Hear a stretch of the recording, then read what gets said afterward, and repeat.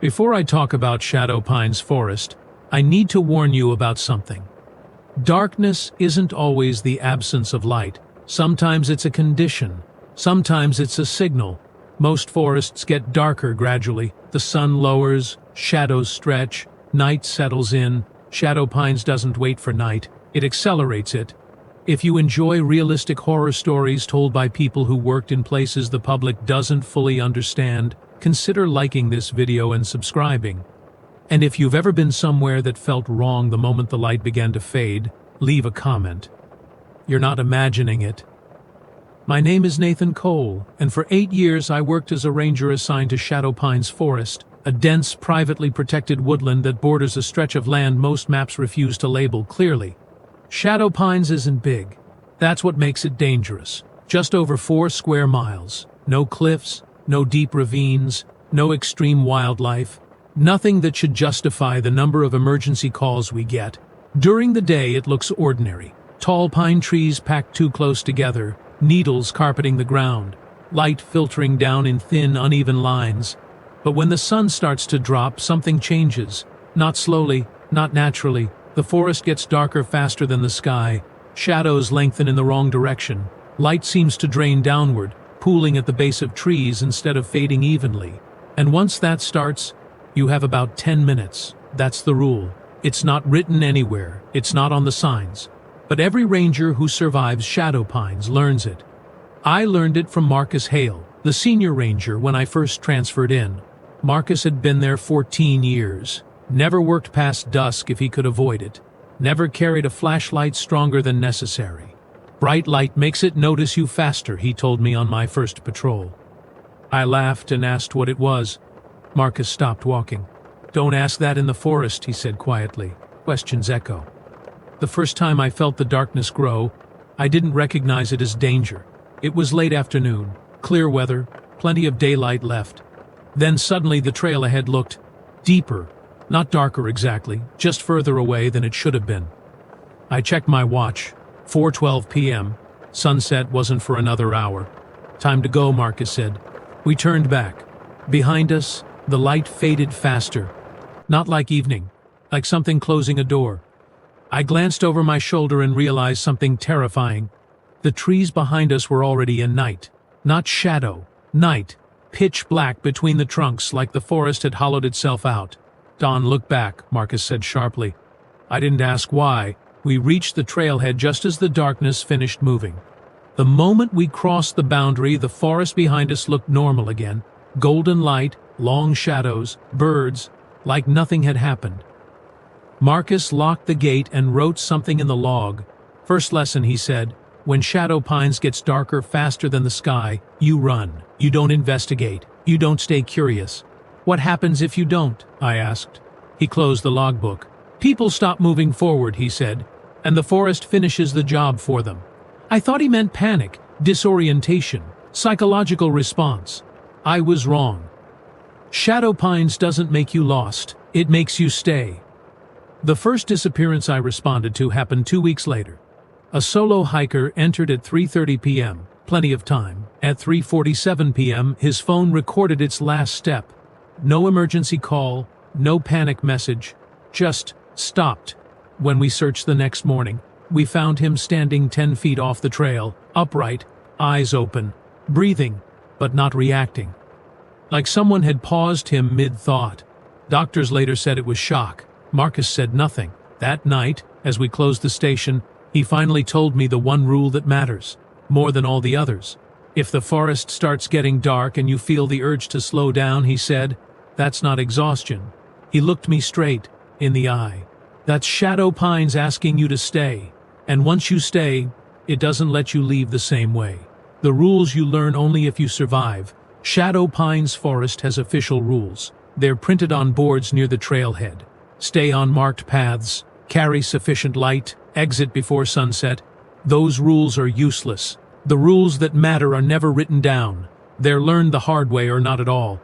Marcus didn't give them to me all at once. He said learning too much too fast made people careless, like knowing the danger somehow gave them control over it. Shadow Pines doesn't respond well to confidence. The first unwritten rule came after that afternoon when the darkness outran the sky. We were back at the station filling out logs when Marcus finally spoke. "When the forest starts getting darker faster than it should," he said, not looking at me, "you don't walk faster." I frowned. "But you told me to run." Marcus nodded. "Run toward the exit. Never deeper. And never panic run." I didn't understand the difference. He explained it anyway. Panic makes noise. Noise makes you noticeable. Shadow Pines isn't blind. It's patient. That was Rule 1. Rule 2 came a week later. We were on an evening patrol when I noticed the shadows on the ground weren't matching the trees above them. They were longer, thicker, and angled the wrong way. I pointed it out. Marcus stopped walking immediately. "If the shadows don't belong to the trees," he said quietly, "you don't try to figure out why." He turned around. "You leave while you still remember which way out feels natural." That word, feels, mattered more than any compass. Shadow Pines messes with directions subtly. It doesn't spin you around. It makes every direction feel equally reasonable.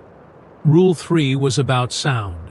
If the forest suddenly goes quiet, not gradually, not naturally, but all at once, you stop talking. No radios, no footsteps, no whispering. Silence in Shadow Pines isn't empty. It's attentive. Marcus told me that anything that responds too quickly to sound isn't hunting. It's listening. Rule 4 was the one that scared me the most. "If you feel tired too quickly," Marcus said, "that's not exhaustion. Shadow Pines doesn't drain your body. It drains your urgency. People don't collapse here. They sit down. They stop feeling the need to keep going. That's why the disappearances don't look violent. That's why there's no sign of struggle. People don't fight something that convinces them rest is safe." Rule 5 involved other people. "If you see someone standing off the trail after the darkness starts to grow," Marcus said, "and they aren't moving, don't approach. Even if they look lost, even if they look hurt, especially if they look calm." "Why?" I asked. "Because Shadow Pines doesn't freeze people," he said. "It finishes them." The rule I struggled with most was Rule 6. "If you hear your name," Marcus told me one night, "don't answer unless you're absolutely certain who said it." The forest echoes voices strangely. Sometimes it carries them too well, and sometimes it creates its own reasons to call you closer. Finally, there was Rule 7. Marcus only told me this one after my first winter. "If you feel the urge to slow down when the light is fading," he said, "you treat that feeling like pain. Ignore it. Move anyway. Because Shadow Pines doesn't drag you into the dark. It waits for you to decide. Staying feels better than leaving. That's how it keeps things clean." The second disappearance happened right after I learned that rule. A couple entered the trail just before 4 p.m., experienced hikers, good gear. They were last seen laughing near the first bend. When we found them the next morning, they were sitting side by side on a fallen log, still, peaceful, hands resting on their knees, like they'd agreed to stop at the same time. The official report said hypothermia. Marcus didn't correct it. "Shadow Pines doesn't need to kill you," he said later. "It just needs you to stop choosing to leave." That night, as I locked the station, I realized something. The forest didn't grow darker to trap people. It grew darker to see who would hesitate. And once it learns how long you hesitate for, it never forgets. The night Shadow Pines tested me alone. The first time Shadow Pines tested me properly, Marcus wasn't there. That's how it always happens. Not when you're prepared. Not when someone experienced is standing beside you. It waits until you're alone and confident enough to think you'll be fine. It was late October, the kind of evening where the forest smells like damp needles and cold metal. The sky was clear, sunset still half an hour away, and the patrol should have been routine. I was checking the northern loop by myself, moving at an easy pace, counting trail markers, listening to my own footsteps crunch softly underfoot. Everything felt normal. That should have been my first warning. At 4:06 p.m., the light shifted, not dimmed, tilted. The shadows stretched sideways, crawling across the trail instead of falling behind the trees. The air cooled suddenly, like someone had opened a door somewhere deep inside the forest. I stopped walking. That was my mistake. The urge to stop felt reasonable, comfo. Our table even, like the forest was suggesting a break, not demanding it. I remembered Marcus's voice in my head. If you feel the urge to slow down, treat it like pain. So I forced myself to keep moving. That's when shadow pines escalated. The sound vanished, not gradually, instantly. No wind, no birds, no distant movement. Even my own footsteps sounded muted, like the ground was swallowing the noise before it could travel. I reached for my radio, then I froze. Rule 3, silence in shadow pines isn't empty, it's attentive. I lowered my hand and kept walking. At 4:09 p.m., I heard someone behind me. Not footsteps. Breathing. Slow, steady, close enough that I could feel it at the back of my neck. Every instinct screamed at me to turn around. I didn't. I kept my eyes forward and walked faster. Not running, not panicking. Controlled. The breathing matched my pace. When I slowed slightly, it slowed. When I picked up speed, it stayed just behind me. That's when it spoke. "Nathan," it said softly. My name, perfectly pronounced. Not a shout, not a call, an invitation. I stopped again. That was my second mistake. The breathing stopped too. The forest felt pleased. I felt an overwhelming sense of relief wash over me, like I'd finally done the right thing by pausing. That relief was the most dangerous part. It made staying feel correct. I remembered something Marcus had said months earlier. Shadow pines doesn't pull you in. It convinces you not to leave. I forced my legs to move. The relief vanished, instantly replaced by a crushing heaviness in my chest. The trail ahead looked longer than it should have been, stretching unnaturally like the distance itself was being adjusted. At 4:12 p.m., the forest crossed into night. Not sunset, night. The sky above the trees was still pale blue, but between the trunks, darkness pooled thick and solid, swallowing depth and distance. I could no longer tell how far I'd walked.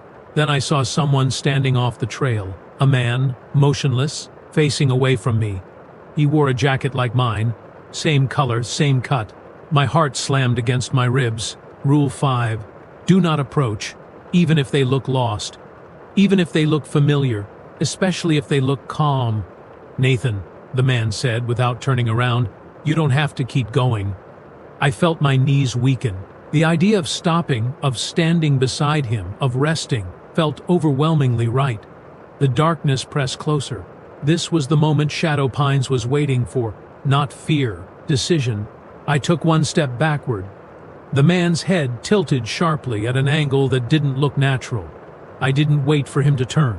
I ran, not blindly, not screaming. Straight down the trail, eyes forward, breath controlled, legs burning.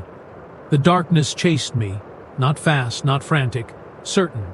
I burst out of the tree line at 4:16 p.m., stumbling into late afternoon light like I'd broken through the surface of water. Behind me, shadow pines looked normal again. Golden light, long shadows, birds calling. No sign of the man, no sign of the darkness. Marcus was waiting at the trailhead. He took one look at my face and didn't ask questions. "It tried to stop you," he said. I nodded. "And you didn't stay." I shook my head. Marcus exhaled slowly. "Good," he said. "Now it knows you're difficult." That night I couldn't sleep, because I understood something I hadn't before. Shadow Pines doesn't test everyone, it only tests the ones it thinks might stay. When Shadow Pines started using other people, after the night Shadow Pines tested me alone, it stopped dealing with me directly. That should have felt like relief. Instead, it felt like being watched from farther away. The forest went quiet again, too cool. Ayat, no strange shadows, no sudden darkness, no voices saying my name. That's how Shadow Pines adapts. When something doesn't work, it changes tactics. Marcus noticed it too. "It's done pushing," he said one morning as we checked the logs. "Now it's pulling." I didn't understand what he meant until the next incident. Her name was Emily Ross, 22 years old, local college student, day hiker. She entered Shadow Pines at 2:48 p.m. on a clear afternoon with more than enough daylight to finish the trail twice. At 3:31 p.m., her phone made one outgoing call to her mother. It lasted 11 seconds. No words were recorded, just breathing. When we arrived at the trailhead, her car was still there, engine cold, doors locked. Marcus and I went in at first light. We followed the trail to the halfway point. That's where the light always starts behaving strangely. Emily was standing just off the path, not sitting, not collapsed, standing, facing the trees. Her backpack lay at her feet, neatly zipped, untouched. "Emily," I called softly. Marcus grabbed my arm. "Don't," he said. "She's listening to something else." I moved closer anyway. That was my mistake. Emily turned her head slowly. Her eyes focused on me, but there was no recognition there. No fear, just calm. "It gets quieter if you don't move," she said. Her voice was steady, peaceful, like she was explaining something helpful. "The dark isn't chasing me," she continued. "It's waiting. It said it would wait with me." Marcus pulled me back hard. "Emily," he said firmly, "we're leaving now." She frowned, confused. "Why?" she asked. "It doesn't want you to go yet." That's when the shadows shifted, not toward us, toward her. They gathered at her feet, thickening, climbing her legs slowly, like water rising. Emily didn't seem to notice. She was smiling. "That's me." Broke something inside me. I grabbed her arm and pulled. For a split second, there was resistance, not from her, from the forest. Like I was tugging against something that didn't want to let go. Then she screamed, not in fear, in anger. "You're making it loud," she yelled. "You're making it notice." The shadows recoiled instantly, retreating between the trees. Emily collapsed into my arms, sobbing, shaking, suddenly human again. We got her out, barely. At the station, she couldn't explain where she'd been. She said she felt like time had slowed down, like staying still made everything easier. Doctors called it shock. Marcus called it almost. That night, Marcus finally told me the truth he'd been avoiding. "Shadow Pines doesn't want everyone," he said. "It wants the ones who hesitate." I asked him why. He stared out the window at the tree line. "Because hesitation looks like consent." After Emily, the disappearances changed. People didn't vanish immediately anymore. They lingered. We'd find them standing just off the trail, calm, relaxed, unwilling to leave. Shadow Pines wasn't taking them outright. It was practicing, learning how to keep them longer, learning what words worked, learning how close it could get before someone pulled them away. And it was watching me every time I intervened. Marcus started pairing me with new rangers less often. "They use familiarity," he said. "You're starting to be a pattern." I didn't like that. Then Marcus made a mistake. He stayed too long one evening, finishing paperwork while the forest darkened faster than it should have. I heard his radio click on at 4:18 p.m. Just once, then nothing. I ran. I shouldn't have. But I did. The trail was already wrong when I reached the halfway point. Too long, too quiet. I found Marcus standing near the bend, facing away from me, motionless. The DA. Arcaness was creeping toward him slowly. "Nathan," he said without turning, "it's different this time." I took a step closer, and then I saw his shadow. It didn't match him. It was taller, thinner, reaching. That was the moment I understood. Shadow Pines wasn't trying to trap me anymore. It was trying to replace him. The choice Marcus made. Marcus didn't turn around when I called his name. That was the first sign. In all the years I'd known him, Marcus reacted instantly to his surroundings. He noticed changes in sound, light, temperature, things most people ignored. But that night, standing near the bend in the trail, he didn't react at all. The forest around him was darker than it should have been, not night dark, focus dark, like the shadows were gathering for a purpose. "Marcus," I said again, louder this time, "step back. Now." He shook his head slowly. "You don't feel it yet," he said calmly. "That's why it still wants you." My stomach dropped. I moved closer, ignoring every rule I'd ever been taught. The air between us felt thick, resistant, like pushing through deep water. "Turn around," I said, "please." Marcus finally moved, but not the way I expected. He raised one hand, palm out. "Stop," he said. "If you come any closer, it'll take you too." The darkness crept higher around his boots, wrapping the ground like spilled ink. "You taught me the rules," I said desperately. "You told me not to stay." Marcus nodded. "I did," he said, "and that's why it can't use you yet. Yet." That word hit harder than anything else. "What do you mean?" I asked. Marcus exhaled slowly, like someone settling into a decision they'd already made. "It doesn't want everyone," he said. "It wants continuity." The forest shifted subtly, as if listening more closely. People panic, Marcus continued. They fight, they run, they break too fast. But some of you, we learn. I felt tears sting my eyes. You're not learning, I said. You're giving up. Marcus smiled faintly. No, he said, I'm staying. The darkness reached his knees. I lunged forward. For a moment the forest resisted violently. The ground seemed to pull against my feet. The air pressed in on my chest, Marcus shouted, not in fear but urgency. Don't! If you pull me out now, it'll follow you instead. That stopped me. I froze, hands trembling, caught between instinct and understanding. The shadows climbed, higher, wrapping his legs, his waist, his torso. He never screamed. That was the worst part. Listen to me, Marcus said quickly, voice steady but strained. It's been watching us for years. It learns patterns, people, behavior. The forest darkened further, swallowing detail. If I stay, he continued, it stabilizes. It doesn't need to push outward. You don't know that, I said. Marcus met my eyes for the first time. I do, he said. I've seen what happens when there's no one here who understands it. The shadows reached his shoulders. Someone has to remain, he said. Someone it recognizes. The darkness closed around his neck. I took a step forward without thinking. Marcus's eyes widened, not in fear but warning. Promise me, he said sharply. Promise me you won't try to replace me. The forest felt tense, expectant. I nodded, choking on the words. I promise. Marcus smiled, real this time. The shadows swallowed him completely. There was no sound, no struggle, no aftermath, just an empty patch of trail where he'd been standing. And then the forest relaxed. The darkness receded. The light returned to normal. Birds called. Shadow pines exhaled. I stood there for a long time, unable to move. When I finally turned back toward the trailhead, the path felt correct again, like something had settled into place. The official report listed Marcus Hale as missing, presumed deceased. No body, no evidence, just another disappearance. But I knew better. Marcus hadn't been taken. He'd been accepted. After that night, Shadow Pines changed again. Fewer incidents, fewer disappearances. The forest felt balanced. And that terrified me more than anything else. Because it meant Marcus had been right. Shadow Pines didn't want chaos. It wanted caretakers. And now, it was watching me to see if I would take his place. Why leaving Shadow Pines was harder than staying. After Marcus disappeared, Shadow Pines entered what the reports called a quiet period. No missing hikers, no emergency calls, no incidents that required more than routine patrols.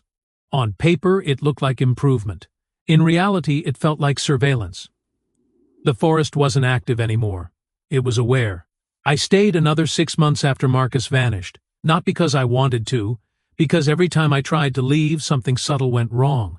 My transfer request was delayed, then misplaced, then approved for a district that no longer had an opening. Small things, bureaucratic things. But Shadow Pines has a way of working through systems without touching them directly. On patrols, the forest behaved itself. The darkness still grew faster than the sky sometimes, but never aggressively. The shadows no longer gathered around people. Instead, they followed me. Not close enough to trigger panic, just close enough to notice. I started seeing the same figure repeatedly near the trail bends, always at a distance, always facing away. Same height as Marcus, same posture, never close enough to confirm. When I mentioned it to the regional supervisor, she blamed stress and offered time off. I took it. The first night away from Shadow Pines, I didn't sleep. Not because I missed the forest, because my body didn't believe I'd actually left it. I woke at 4:11 a.m., with the sensation that the room was getting darker faster than the night outside. I turned on the lamp, normal light, normal walls, but the feeling stayed, like something was waiting for me to stop moving. When I returned to Shadow Pines a week later to collect my things, the trailhead gate was unlocked. That had never happened before. The logbook inside the station was open to the last page Marcus had written, a single line added beneath his signature. It knows you're leaving. I packed quickly, didn't linger. As I drove out, the forest line seemed closer to the road than I remembered. The trees leaned inward slightly like they were listening. At 4:09 p.m., my radio turned on by itself. No static, no interference. Just Marcus's voice, calm, familiar. "You don't have to go," he said. "It's stable now." My hands shook, but I didn't answer. "You understand it," he continued. "That's rare. It trusts you." The road ahead felt longer than it should have been. I pressed the accelerator. "Leaving creates imbalance," Marcus said gently. "It will correct that." I reached the highway at 4:16 p.m. Exactly. The radio went silent. The forest receded in my mirrors. For the first time in years, Shadow Pines was behind me, or so I thought. I live far from forests now. Flat land, wide skies, no trees tall enough to trap light. And yet, sometimes, when the sun sets at the wrong angle, I feel it. That same urge to slow down, that same relief at the thought of stopping. Shadow Pines doesn't follow people. It teaches them. That's what Marcus meant when he said it wanted caretakers, not guardians of land, guardians of balance. I still don't hike at dusk. I still leave places early. And I never ignore the feeling that tells me this is the last safe moment to go. Because I know now, Shadow Pines doesn't need you to stay forever. It just needs you to hesitate long enough to remember how easy it felt. The rule that comes after you leave. I didn't tell this story because I wanted to. I told it because Shadow Pines taught me something I can't unlearn. Places like that don't end when you leave them. They don't fade into memory. They don't stay where they are. They settle into you. After I left Shadow Pines for good, my life became quiet in a way I hadn't expected. No radios, no patrol schedules, no sunsets measured in minutes of safety. I moved to a place with open land and low trees, somewhere the horizon didn't feel crowded. People assume that's where the story ends. It isn't. The first thing that followed me wasn't fear. It was habit. I still check the light when afternoon turns to evening, still note how fast shadows stretch, still feel that instinctive tightening in my chest when a place gets quiet too quickly. Shadow Pines trained that into me. That's what Marcus never said out loud. The forest doesn't just want caretakers inside its borders. It wants witnesses outside them. People who recognize the pate.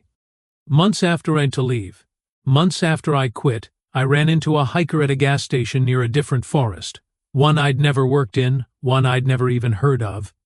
He was shaken, hands trembling, eyes unfocused. He told the clerk the trail went wrong near sunset. I didn't ask questions. I didn't need to. I asked him one thing instead. Did it get darker faster than it should have? He stared at me like I'd read his thoughts. That's when I realized Shadow Pines wasn't unique. It was early. It was practiced. Forests like that don't appear suddenly. They develop slowly the way habits do. At first, it's just a place people feel uneasy in. Then a place where people linger too long. Then a place where people stop coming back. By the time warning signs go up, the forest has already learned what it needs, and the most dangerous thing it can learn is patience. Shadow Pines never chased me, never punished me for leaving. That's how I know it expects me to remember. That's how it knows I'll recognize it if I ever see it again, somewhere else, under a different name. I still get emails sometimes from new rangers. They don't say much. Just things like, "Does it feel normal at first? Is it supposed to get quiet that fast? Have you ever felt like a trail wanted you to stop?" I never answer directly. I just tell them the only rule that actually matters. When a place starts urging you to slow down. Not because you're tired, not because you're hurt, but because stopping feels right. That's not rest. That's recruitment. Shadow Pines doesn't drag people into darkness. It waits for them to decide that staying is easier than leaving. That's how Marcus stayed. That's how Emily almost stayed. That's how I nearly stayed. If you've listened this far, there's a reason. You recognize the feeling.